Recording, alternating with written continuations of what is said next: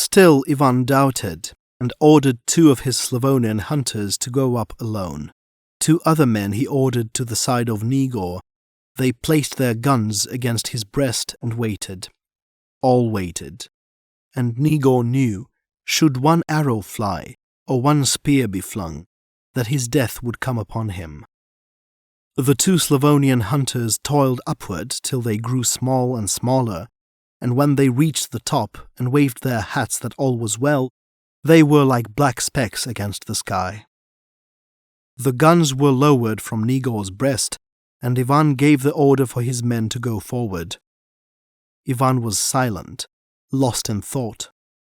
For an hour he marched, as though puzzled, and then, through Karduk's mouth, he said to Negore, "How didst thou know the way was clear when thou didst look so briefly upon it?"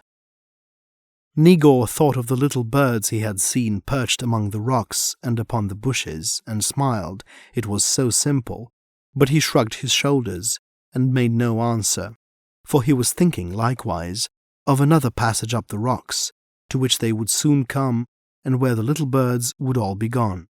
And he was glad that Karduk came from the great fog sea, where there were no trees or bushes, and where men learned watercraft instead of landcraft and woodcraft.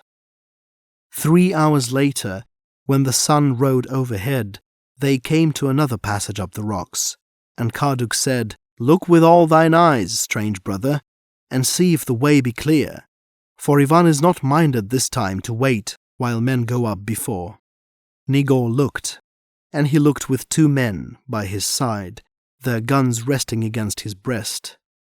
He saw that the little birds were all gone, and once he saw the glint of sunlight on a rifle barrel. And he thought of Una, and of her words, "And when the fighting begins, it is for thee, Negore, to crawl secretly away, so that thou be not slain." He felt the 2 guns pressing on his breast. This was not the way she had planned. There would be no crawling secretly away.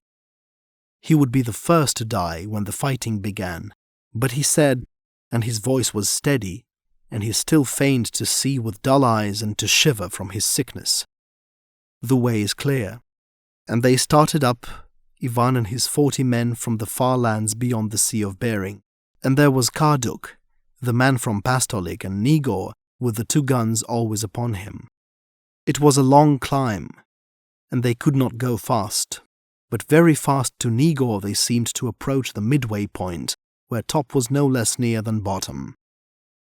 A gun cracked among the rocks to the right, and Negore heard the war yell of all his tribe, and for an instant saw the rocks and bushes bristle alive with his kinfolk. Then he felt torn asunder by a burst of flame hot through his being, and as he fell he knew the sharp pangs of life as it wrenches at the flesh to be free. But he gripped his life with a miser's clutch, and would not let it go. He still breathed the air, which bit his lungs with a painful sweetness, and dimly he saw and heard, with passing spells of blindness and deafness, the flashes of sight and sound again, wherein he saw the hunters of Ivan falling to their deaths, and his own brothers fringing the carnage and filling the air with a tumult of their cries and weapons, and far above, the women and children loosing the great rocks that leaped like things alive and thundered down.